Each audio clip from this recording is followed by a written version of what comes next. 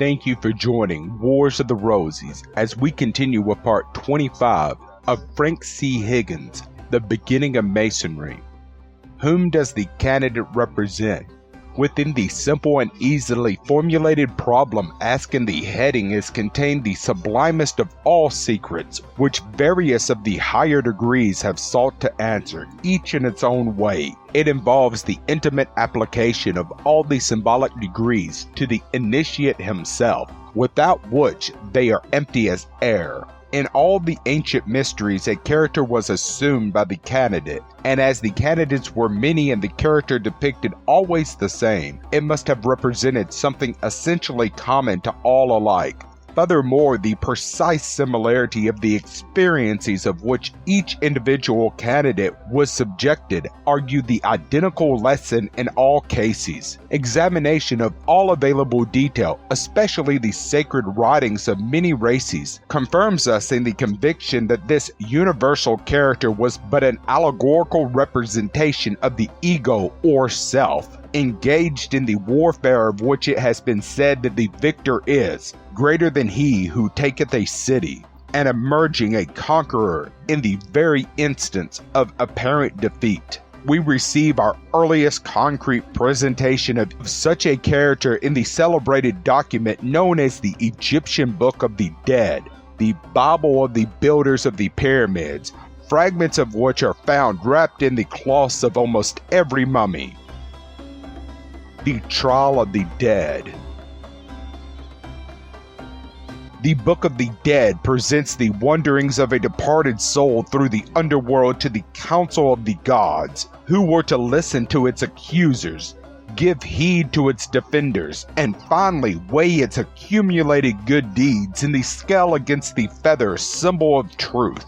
The name of this character is given as Ani, the scribe. It finally transpired that this name was equivalent to the Latin term ego, meaning the I am or self in man. This leads to what was perhaps the greatest and most important of all secret teachings of the ancient world, one that has become so obscured by the confusion of its many dramatic representations with real historical characters that most clear and careful labor is required to trace the main ideas from age to age and people to people in order to show that they are fundamentally everywhere exactly the same. There is no difficulty whatever in recognizing the self-conscious principle in every man as being an actual spark of the infinite self-consciousness precipitated into material existence through the labyrinth of which it is compelled to strive in ceaseless search for the Master's word, the secret of its being and immortal destiny. If this idea of the struggle of a divine and immortal soul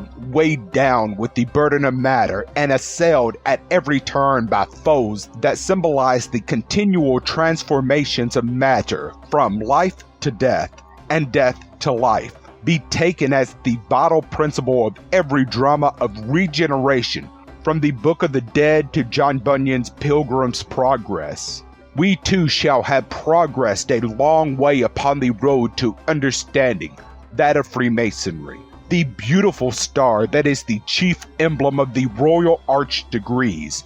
Besides being the sacred symbol of Israel, has had no other meaning during the thousands of years from the most ancient Brahmanism to the temple of today, even when called the United Seal of Vishnu and Shiva, the immortal and the mortal, or fire, the symbol of spirit, and water, the symbol of matter. It represented the same idea, that of the self-conqueror, the perfected man, who had learned the subjugation of human passions and perfection in attitude towards God and fellow man. Thus, the up-pointing triangle stood for the ascent of matter into spirit, which is typified by the phrase, resurrection of the body, and the down-pointing triangle, the descent into matter, and the completed star represents the immortal being fitted to dwell in, that house not built with hands, eternal in heaven.